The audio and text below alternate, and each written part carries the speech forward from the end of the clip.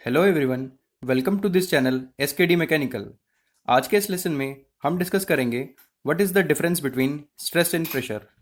तो ये एक बहुत इंपॉर्टेंट और कॉन्सेप्चुअल टॉपिक माना जाता है कि हमें पता करना होता है कि एक्चुअली में what is the difference between stress and pressure. तो काफ़ी इंपॉर्टेंट टॉपिक होता है और ख़ासकर इंटरव्यू पॉइंट ऑफ व्यू से अगर हम देखें तो बहुत कॉमन टॉपिक है जो कि पूछा जा सकता है कि आपको ये बताना होता है कि actually what is the difference between stress and pressure. Students बहुत बार उलझ जाते हैं इसके अंदर कि स्ट्रेस की डेफिनेशन क्या बताई जाए, प्रेशर की डेफिनेशन क्या बताई जाए। दोनों को कभी कभी वो कंबाइन भी कर देते हैं। तो हमें बिल्कुल कॉन्सेप्चुअली क्लियर होना चाहिए कि एक्चुअली में स्ट्रेस क्या होता है और प्रेशर क्या होता है, और उन दोनों के बीच में हमें डिफरेंस कैसे पता लगेगा, तो वो हम आज के टॉपिक में देखेंगे। तो चलिए आज का लेसन स्टार्ट करते हैं। तो हमने लिखा है कि difference between stress and pressure. तो हम देखेंगे स्ट्रेस क्या है और प्रेशर क्या है। तो पॉइंट बाय पॉइंट मैं बताऊंगा कि स्ट्रेस क्या है, प्रेशर क्या है, और उसका थोड़ा एक्सप्लेनेशन दिया जाएगा। तो पहला पॉइंट अगर मैं देखूं कि स्ट्रेस के बारे में, so stress is defined as internal resisting force per unit area. तो स्ट्रेस हमारा क्या होता है? It is defined as internal resistance force per unit area. तो ये बेसिकली हमारी डेफिनेशन रहती है स्ट्रेस की, that stress is defined as the internal resistance force per unit area. अभी देखते हैं इसके बारे में। अगर हम बात करें प्रेशर की, so pressure can be defined as the external normal compressive force per unit area. So pressure can be defined as the external normal compressive force per unit area. So it is defined as external normal compressive force per unit area. तो ये हमारी definition होती है pressure की। तो चलिए discuss करते हैं इन दो पॉइंट्स को जो हमने लिखे हैं कि स्ट्रेस होता है हमारा internal resistance force per unit area. तो अगर हम इसकी बात करें स्ट्रेस की, तो अगर हम एक मेंबर सपोज कर लेते हैं, suppose this is our member. Okay, तो ये हमारा एक सिंपली मेंबर है जो हमने कंसीडर करा है। अगर हम इस पर देखें, या फिर अगर हम इस पर अज्यूम करें कि हमने कोई लोड अप्लाई किया है, so this is the load which we have applied to this particular section. और अगर इसी पर्टिकुलर मेंबर को हम मान लेते हैं कि हमने कंस्ट्रेन कर रखा है, so this is left end of the member which is constrained. ये हमारा हो गया एक्सटर्नल लोड जो हमने अप्लाई किया। तो अगर हम एक बीच में सेक्शन कट करते हैं इस पर्टिकुलर मेंबर के अंदर, तो अगर हम इस पर्टिकुलर सेक्शन को कट कर कर देखें, so this is the section which we have cut. Okay, तो इसमें अगर हम देखें तो ये हमारा बेसिकली एक मेंबर रहेगा जो कि हम देखना चाहते हैं कि वो क्या होगा। ओके, तो ये था हमारा मेंबर जो हमने कट कट किया है। तो ये हुआ हमारा मेंबर। ये लग रहा है हमारा एक्सटर्नल लोड, तो ये तो हमारा पी के इक्वल ही रहेगा। तो ये हो गया हमारा पी। अब हमने बात करी है स्ट्रेस की, which is defined as internal resistance force per unit area. तो इस पर्टिकुलर सेक्शन को जो हमने कट करा है, तो ये तो हो गया एक्सटर्नली अप्लाइड लोड, जो हमने लोड अप्लाई किया है। इसको अपोज करने के लिए इसको एक रेजिस्टेंस ऑफर करेगा, जो रेजिस्टेंस ऑफर की जाएगी due to the intermolecular forces. इस मटेरियल के अंदर काफ़ी सारे मॉलिक्यूल्स होंगे, तो उन मॉलिक्यूल्स के बीच में कुछ फोर्सेस होंगे। उन फोर्सेस के कारण हमें इस पर्टिकुलर एक्सटर्नल लोड को कुछ रेजिस्टेंस मिलेगी। तो ये होगी हमारी बेसिकली रेजिस्टेंस। तो बेसिकली स्ट्रेस हम लिखते हैं लोड पर यूनिट एरिया। एक्चुअली में वो जो स्ट्रेस लिखा जाता है लोड पर यूनिट में एरिया, वो लोड पर यूनिट एरिया नहीं होता। It is defined as internal resistance force per unit area. पर जैसे कि हम बात करते हैं इक्विलिब्रियम का केस अगर हम डिस्कस करें, तो इक्विलिब्रियम के केस के अंदर हम लिख सकते हैं कि जो एक्सटर्नल लोड हमने अप्लाई किया है, this is the external load which we have applied. तो अगर इक्विलिब्रियम में हमारा member, so if we consider the case of the equilibrium, तो ये जो हमने एक्सटर्नल लोड अप्लाई किया है ये हमारा इंटरनल रेजिस्टेंस फोर्स के ही इक्वल होगा। So this will be equal to the internal resistance force. तो ये जो इंटरनल रेजिस्टेंस डेवलप हो रहा है, इस इंटरनल रेजिस्टेंस फोर्स को अगर हम डिवाइड कर दे एरिया से, तो अगर हम इस पर्टिकुलर एरिया का कुछ, इस मेंबर का कुछ एरिया ऑफ क्रॉस सेक्शन होगा, तो अगर हम उसको डिवाइड कर दें तो हमें मिलेगा stress. So stress is defined as the internal resistance force per unit area. Numerically जो एक्सटर्नल लोड हम अप्लाई करते हैं वो हमारा इंटरनल रेजिस्टेंस फोर्स के ही इक्वल होता है, तो हम कभी कभार डायरेक्टली स्ट्रेस को लिख देते हैं लोड पर यूनिट एरिया. तो ये तो हो गया हमारा फर्स्ट पॉइंट. अगर हम बात करें प्रेशर की, pressure is defined as the external normal compressive force per unit area. इसमें हमें खास कर ध्यान रखना पड़ेगा एक एक वर्ड को जो हमने यहाँ पर यूज किया है. That pressure is defined as the external, तो सबसे पहला वर्ड हमारा हुआ एक्सटर्नल, उसके बाद नॉर्मल, फिर है compressive force per unit area. तो अगर हम एक कंटेनर को अज्यूम करते हैं, तो ये हमारा एक कंटेनर है जिसको हमने एक पर्टिकुलर बेस के ऊपर रखा हुआ है. अगर हम इसमें अज्यूम कर ले कि हमने कुछ फ्लूइड इसके अंदर फिल करके रख रखा है, so this is the fluid which is basically field inside this particular container. अगर हमें प्रेशर कैलकुलेट करना है तो प्रेशर क्या होता है? It is defined as the external normal compressive force per unit area. This is the definition of pressure. तो अगर हम अज्यूम कर ले कि किसी भी एक पर्टिकुलर सेक्शन पर अगर हमें प्रेशर कैलकुलेट करना है, मान लेते हैं ये हमारा एक पर्टिकुलर सेक्शन है जहां पर हमें प्रेशर कैलकुलेट करना है कि what will be the value of the pressure. अभी हमने देखा that pressure is defined as the external normal compressive force per unit area. तो प्रेशर जो होता है वो एक्सटर्नल नॉर्मल कंप्रेसिव फोर्स होता है. तो इस सेक्शन पर अगर हमें प्रेशर कैलकुलेट करना है तो ये होगा हमारा basically section which we have considered, that is the X X section.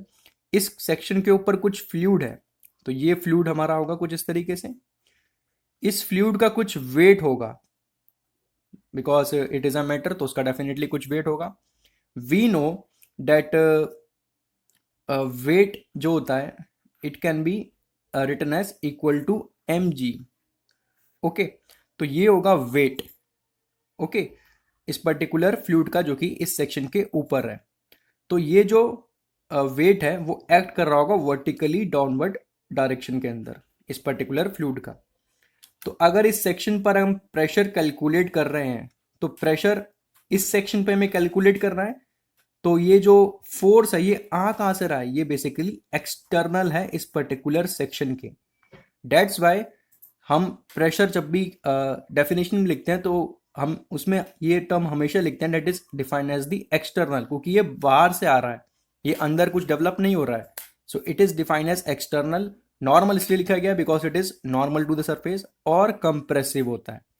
तो ये हो गया कंप्रेसिव, बिकॉज इसमें हम देख सकते हैं कि ये सेक्शन को बेसिकली कंप्रेस करने की कोशिश कर रहा है. तो ये हो गए हमारे दोनों पॉइंट्स स्ट्रेस और प्रेशर से रिलेटेड. अब आता है second point. So if we talk about the second point, so stress क्या होता है? It is a tensor quantity of second order. Stress is basically defined as a tensor quantity of second order. Okay.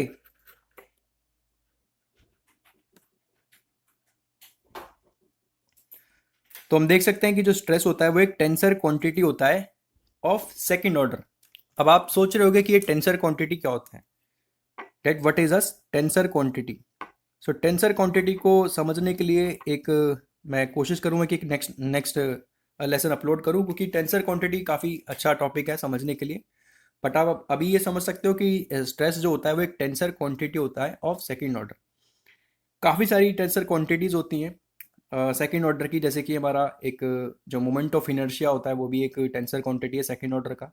जो हमारा strain है जो भी हम discuss करेंगे आने वाले कुछ लेसन में, वो भी एक टेंसर क्वांटिटी है सेकेंड ऑर्डर का. तो स्ट्रेस बेसिकली डिफाइन होता है tensor quantity of second order. अगर हम बात करें प्रेशर की, so pressure is simply a scalar quantity. So pressure is a scalar quantity. Scalar और वेक्टर क्वांटिटीज तो हम बचपन से ही पढ़ते हैं, मतलब हमने देख लिया था कि 11th 12th की जो फिजिक्स में कि स्केलर क्वांटिटीज क्या होती है, वेक्टर क्वांटिटीज क्या होती हैं. तो प्रेशर जो होता है हमारा वो स्केलर क्वांटिटी होता है। स्केलर क्वांटिटीज हम जानते हैं, मैं एक बार फिर एक्सप्लेन कर देता हूँ। स्केलर क्वांटिटीज वो क्वांटिटीज होती हैं जिनको डिफाइन करने के लिए हमें केवल उनका मैग्नीट्यूड रिक्वायर्ड होता है, उनकी डायरेक्शन जो होती है वो हमें ऑलरेडी नोन होती है। ये एक्चुअल डेफिनेशन है हमारी स्केलर क्वांटिटी की, कि स्केलर क्वांटिटी को डिफाइन करने के लिए या ऐसी क्वांटिटी को डिफाइन करने के लिए जिसको सिर्फ हमें मैग्नीट्यूड चाहिए, कोई डायरेक्शन नहीं चाहिए, वो क्वांटिटी होगी स्केलर क्वांटिटी। प्रेशर एक स्केलर क्वांटिटी इसीलिए है क्योंकि इसको डिफाइन करने के लिए हमें सिर्फ क्या पता होना चाहिए, प्रेशर पता होना चाहिए। कितना प्रेशर हो सकता है, कुछ भी हो सकता है। It can be 5 mega pascal, it can B 10 kilo pascal, okay, it can B 2 bar. So pressure can be anything, ये सारी यूनिट्स हमारे प्रेशर की। सो प्रेशर हमारा कुछ भी हो सकता है, ये सारे मैग्नीट्यूड है प्रेशर के। इसकी डायरेक्शन क्या है, ये हमने अभी देखा था, it is always normal compressive force per unit area. इसका मतलब जिस भी सेक्शन पे कैलकुलेट करना है प्रेशर, तो उस सरफेस के हम ड्रॉ करेंगे नॉर्मल, और नॉर्मल भी कैसा, कंप्रेसिव टाइप का। तो इसीलिए प्रेशर एक स्केलर क्वांटिटी है, इसको डिफाइन करने के लिए हमें सिर्फ इसका मैग्नीट्यूड पता होना चाहिए। That is it can be 5 mega pascal, 10 kilo pascal, 2 बार। ये प्रेशर कुछ भी हो सकता है, पर इसकी डायरेक्शन हमें ऑलरेडी नोन है, जो कि हमेशा नॉर्मल होगी और कंप्रेसिव रहेगी। तो ये हो गया हमारा सेकंड पॉइंट। तो अब हम देखते हैं third point. Okay, so if we talk about the third point related to stress, so we can write that due to stress, due to stress no pressure develops, due to stress no pressure develops। इस point का अगर हम मतलब समझें तो इसे पहले हम एक पॉइंट लिख लेते हैं प्रेशर का भी, that due to pressure, due to pressure stress can develop.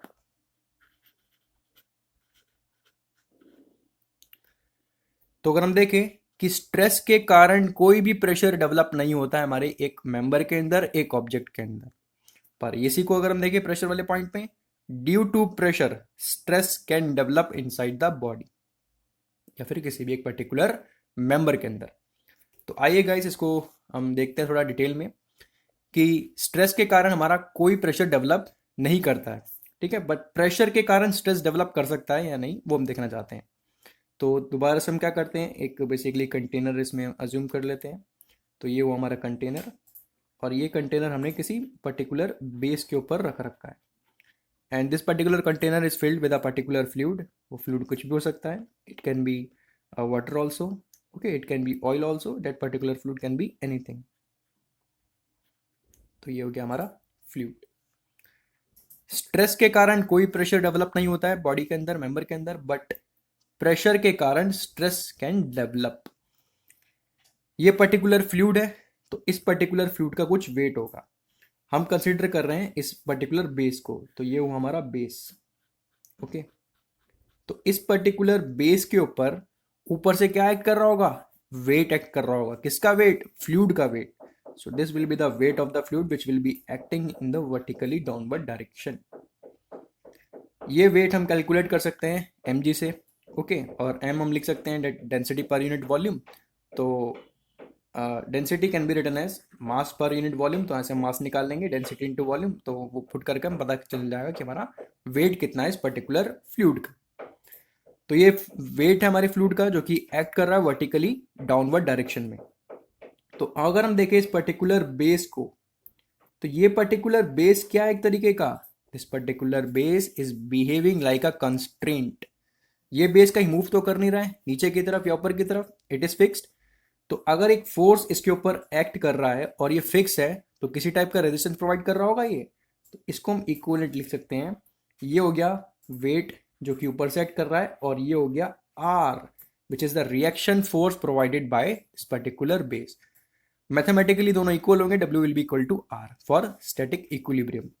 तो वेट हमारा जो वर्टिकली डाउनवर्ड एक्ट कर रहा है, ये मूव तो कर नहीं रहा, तो उसको एक नीचे से रिएक्शन मिल रहा है, that is the normal reaction provided by the base.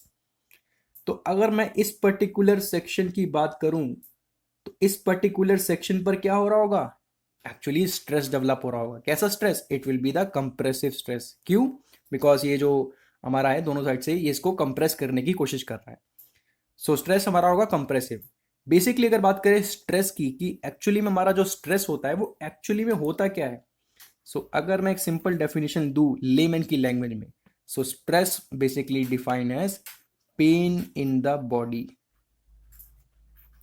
Stress is basically defined as pain in the body, कि बॉडी के अंदर कितना पेन है। That particular pain can be defined as stress. ये एक लेमन लैंग्वेज में हम इसको डिफाइन कर सकते हैं। तो इस पर्टिकुलर सेक्शन पर कुछ पेन डेफिनेटली ये फील कर रहा होगा सेक्शन, ऊपर से भी इसको दबाया जा रहा है, नीचे से भी इसको दबाया जा रहा है, तो इसी के कारण स्ट्रेस डेवलप होगा इस पर्टिकुलर सेक्शन पर।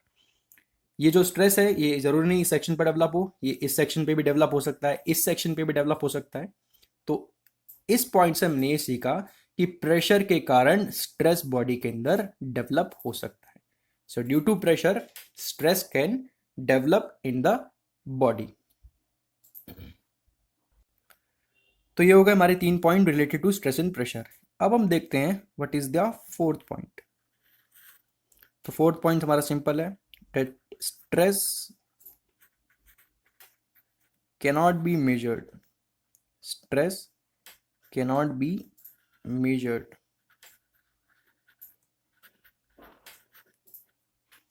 It is calculated. तो ये हमारा फोर्थ पॉइंट कि stress can't be measure, it is calculated. और कैलकुलेट जो किया जाता है वो स्ट्रेन की इक्वेशंस होती हैं, अलग अलग इक्वेशंस होती हैं, उन इक्वेशंस की हेल्प से हम स्ट्रेस को कैलकुलेट करते हैं।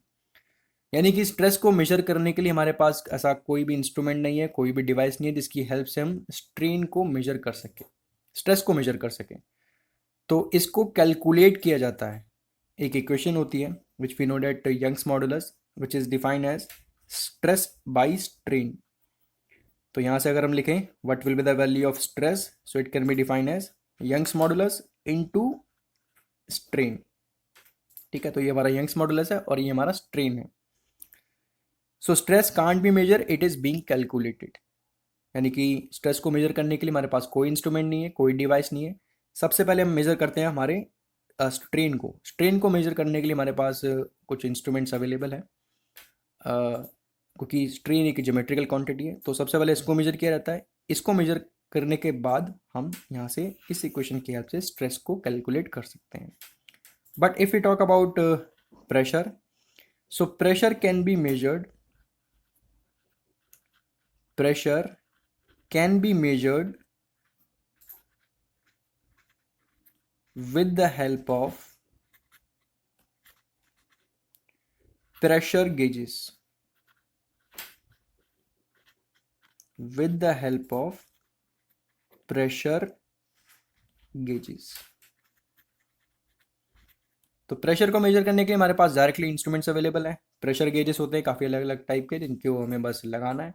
यानी कि एक पर्टिकुलर सिलेंडर के अंदर अगर हमें पता करना है कि इस पर्टिकुलर गैस का प्रेशर क्या है, तो हमें सिर्फ एक इंस्ट्रूमेंट लगाना है जो प्रेशर गेज होगा, और इससे हमें पता चल जाएगा what will be the pressure for that particular fluid. तो प्रेशर को हम डायरेक्टली मेजर कर सकते हैं with the help of pressure gauges. But stress को मेजर नहीं किया जाता है, इसको कैलकुलेट किया जाता है। हम स्ट्रेन को मेजर कर सकते हैं। स्ट्रेन को मेजर करने के बाद एक इक्वेशन होती है और वहाँ से फिर हम स्ट्रेस को वहाँ से कैलकुलेट कर लेते हैं। ओके, तो 4 पॉइंट हम ऑलरेडी डिस्कस कर चुके हैं। अब डिस्कस करते हैं हमारा 5वां पॉइंट। तो ये 5वां पॉइंट हमारा रिलेटेड टू स्ट्रेस है। So stress need not be always normal to the surface. तो ये हुआ हमारा 5वां point, that stress need not be always normal to the surface. Stress need not be always normal to the surface. It can be shear stress also. It can be shear stress, इसको हम tau से लिखते हैं also. अभी हम देखेंगे कि इस पॉइंट का मतलब क्या है। अगर हम लिखे पांचवा point related to pressure, so pressure is always normal to the surface. Pressure is always normal to the surface. Okay तो ये हमने लिखा है कि stress need not be always normal to the surface, it can be shear stress also. इसका मतलब क्या है? इसका मतलब सिंपल ये है कि स्ट्रेस जरूरी नहीं है कि हमेशा नॉर्मल ही होगा हमारा सरफेस के। Stress need not be always normal to the surface. Okay तो अगर हम इसको एक डायग्राम से समझने की कोशिश करें तो ये कुछ हमारा डायग्राम है। ये हमने कर लिया, एक बीम है जिसको हमने फिक्स कर रखा है एक पर्टिकुलर एंड पर। तो इस particular area of cross section की अगर हम बात करें, so this is the section which we have considered. तो stress need not be always normal to the surface, यानी कि अगर इस पर्टिकुलर सेक्शन पर हमें दो टाइप के स्ट्रेस देखने को मिल सकते हैं, because we know that stress are basically of two types, one is normal stress and one is shear stress. तो इस पर्टिकुलर सरफेस पर जो हमारा स्ट्रेस है वो नॉर्मल स्ट्रेस भी हो सकता है, और इसी पर्टिकुलर सरफेस पर हमें कुछ शीयर स्ट्रेस भी देखने को मिल सकता है। तो इसी पर्टिकुलर सरफेस पर हमारा कुछ इस टाइप का स्ट्रेस भी हमें देखने को मिल सकता है विच इज शीयर स्ट्रेस। तो शीयर स्ट्रेस एक ऐसा स्ट्रेस होता है which is parallel to plane of cross section, जो कि पैरेलल होता है हमारा प्लेन ऑफ क्रॉस सेक्शन के। तो अगर इसी पर्टिकुलर व्यू को अगर हम यहां से देखने की कोशिश करें, ओके मतलब ये पर्टिकुलर हमारा एरिया ऑफ क्रॉस सेक्शन है, तो इसको हम बेसिकली यहां से देखने की कोशिश कर रहे हैं। ठीक है तो इसको हम यहां से देखेंगे तो हमें क्या नजर आएगा? एक सिंपल बॉक्स नजर आएगा। This is the area of cross section. Okay तो इस particular area of cross section पर हमारा जो स्ट्रेस है, it can be normal stress also, it can be shear stress also. तो शीयर स्ट्रेस मतलब शीयर स्ट्रेस होगा हमारा पैरेलल, किसके parallel? Plane of cross section के। तो ये हुआ हमारा प्लेन ऑफ क्रॉस सेक्शन।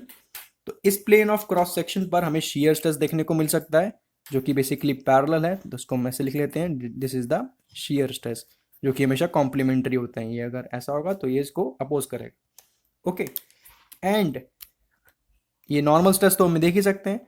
तो ये अगर मैं व्यू तैयार करूं कुछ इस तरीके से हमें नॉर्मल स्ट्रेस देखने को मिल सकता है। This is the normal stress, इसको हम सिग्मा से रिप्रेजेंट करते हैं, and this is the shear stress, इसको टाउ से रिप्रेजेंट किया जाता है। तो ये होगा हमारा point, fifth point related to stress, that stress need not be always normal to the surface, यानी कि जरूरी नहीं है कि वो हमेशा नॉर्मल ही होगा, वो शीयर स्ट्रेस भी हो सकता है। शीयर स्ट्रेस यानी कि पैरेलल भी हो सकता है प्लेन ऑफ क्रॉस सेक्शन के, या फिर पैरेलल भी हो सकता है हमारा सरफेस के। पर अगर हम बात करें प्रेशर की, प्रेशर के लिए हम दोबारा क्या अज्यूम करेंगे? एक कंटेनर अज्यूम करेंगे। तो ये हुआ हमारा सिंपली एक container which is filled by a fluid. मान लेते हैं हमारा कंटेनर जो कि किसी भी एक पर्टिकुलर फ्लूइड से फिल हो रखा है। ओके तो इस पर्टिकुलर फ्लूइड के अंदर अगर हम कोई भी सेक्शन कंसीडर करें, जरूरी नहीं है कि हम बॉटम वाले कंसीडर करें, हम रैंडमली कोई भी सेक्शन कंसीडर कर सकते हैं। So this is the section which we have considered. तो यहां से हम देख सकते हैं कि ऊपर वाला जो फ्लूइड होगा वो उसको दबाने की कोशिश करेगा, क्योंकि वो हमेशा क्या होता है? कंप्रेसिव होता है, और नॉर्मल होगा। तो यहां से ऊपर वाला जो फ्लूइड होगा वो उसको दबाने की कोशिश करेगा, नीचे वाला फ्लूइड भी इसको दबाने की कोशिश करेगा। तो प्रेशर क्या है? नॉर्मल है सरफेस के। तो ये देख सकते हैं ये हमारा एक सरफेस हुआ, इसके बस हमें एक नॉर्मल ड्रॉ करना है, उस पर्टिकुलर नॉर्मल डायरेक्शन में ही हमारा प्रेशर एक्ट करेगा। यहाँ का कुछ प्रेशर होगा, यहाँ का कुछ प्रेशर होगा। So this is the fifth point, that pressure is always normal to the surface. ये हमने पहले भी बताया था। इसी के कारण जो प्रेशर है एक स्केलर क्वांटिटी बनता है, क्योंकि इसकी डायरेक्शन हमें ऑलरेडी नोन है, बस हमें सरफेस ड्रॉ करना है, सरफेस के क्या ड्रॉ करना है? नॉर्मल, और वो भी कंप्रेसिव डायरेक्शन में, तो वो हमारा डायरेक्शन आसानी से पता चल जाएगा। अब आता है हमारा लास्ट पॉइंट।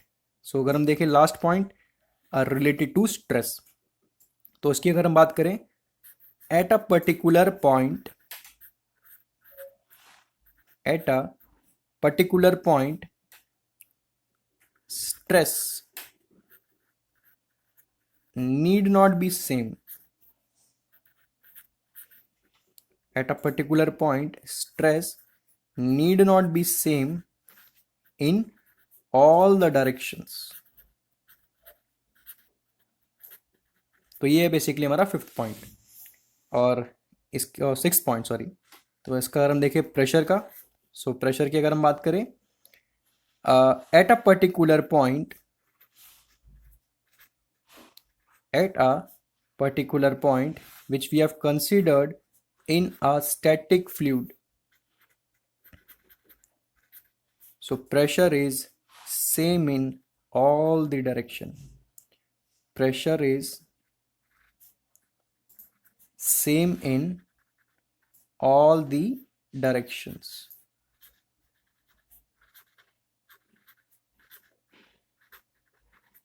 ओके तो अगर हम इसको देखें कि एक पर्टिकुलर पॉइंट पर स्ट्रेस ज़रूरी नहीं है कि वो सेम होगा हमारे सारे डायरेक्शंस में। जैसे कि अगर ये पर्टिकुलर पॉइंट है तो इस पर्टिकुलर पॉइंट पर अगर हम 3 कोऑर्डिनेट एक्सिस वाला सिस्टम ड्रॉ करें, so this is the X axis, this is the Y axis, this is the Z axis. तो एक्स डायरेक्शन में यानी कि अलोंग द एक्स डायरेक्शन हमारी स्ट्रेस की वैल्यू कुछ हो सकती है, it can be 5 mega pascal. Y direction में उसी पर्टिकुलर पॉइंट पर हमारी वैल्यू कुछ और हो सकती है, it can B 10 mega pascal. And along the z direction again the value can be different, it can be 100 mega pascal also. तो एक पर्टिकुलर पॉइंट पर ऐसा ज़रूरी नहीं है कि हमारा स्ट्रेस सेम रहेगा सारी डायरेक्शंस में, वो अलग अलग वैल्यू एज्यूम कर सकता है। तो ये हमारा एक पॉइंट था रिलेटेड टू स्ट्रेस। अगर इसमें बात करें प्रेशर के अंदर, eight a particular point in a static fluid, यानी कि एक पर्टिकुलर पॉइंट अगर हमने एज्यूम करा है किसके अंदर, एक स्टैटिक फ्लूइड में। स्टैटिक मीन्स वो कंप्लीटली रेस्ट पर होगा, उसमें किसी भी टाइप का मोशन हमें नहीं देखने को मिलेगा। So at a particular point in a static fluid, मान लेते हैं ये पॉइंट था तो इसको हमने थोड़ा एक्सेगरेट किया, ये हमारा पॉइंट आया। So at a particular point the value of pressure will remain same in all the directions. जो हमारी वैल्यू होगी प्रेशर की इस पर्टिकुलर पॉइंट पर वो सेम ही रहेगी सारी डायरेक्शंस के अंदर, इन ऑल द डायरेक्शंस। तो हर डायरेक्शन में जो वैल्यू मुझे देखने को मिलेगी वो पी ही होगी, यानी कि कुछ ना कुछ वैल्यू हो सकती है, it can be anything, but वो वैल्यू जो होगी वो सेम रहेगी सारी डायरेक्शंस में। And this particular concept is known as the Pascal's law. इस पर्टिकुलर कॉन्सेप्ट को पास्कल्स लॉ कहा जाता है, जो कि हम डिस्कस करेंगे फ्लूइड मैकेनिक्स के अगर हम कुछ तैयार करेंगे तो एक पर्टिकुलर पॉइंट पर इन अ स्टैटिक फ्लूइड हमारा प्रेशर सेम रहेगा सारी डायरेक्शंस में, but at a particular point stress need not be same in all the directions, it can take any value. वो सेम हो भी सकता है, नहीं भी हो सकता, इसलिए हम लिखते हैं need not be same in all the directions. तो ये थे गाइस बहुत important points related to stress and pressure, कि what is the difference between stress and pressure. देखिए गाइस, इन पॉइंट्स को आपको लर्न करने की कोई ज़रूरत नहीं है। इन पॉइंट्स को जितना आप कॉन्सेप्चुअली समझेंगे उतनी ही आपकी अंडरस्टैंडिंग बेटर होगी, क्योंकि ये सारे कॉन्सेप्ट जो हैं बहुत इंपॉर्टेंट कॉन्सेप्ट हैं और बहुत कॉन्सेप्चुअल क्वेश्चन माना जाता है, जो कि इंटरव्यू में बहुत बार पूछा जा सकता है, पूछा भी जा चुका है, that what is the difference between stress and pressure. So I hope this video will be clear to everyone. अगर आपको फिर भी कोई डाउट हो तो आप कमेंट बॉक्स में कमेंट करके मुझसे पूछ सकते हैं। सो ये था गाइज आज का वीडियो। अगर आपको ये वीडियो अच्छा लगा हो तो उसको लाइक करें, ज़्यादा से ज़्यादा शेयर करें और सब्सक्राइब करना ना भूलें। Thank you.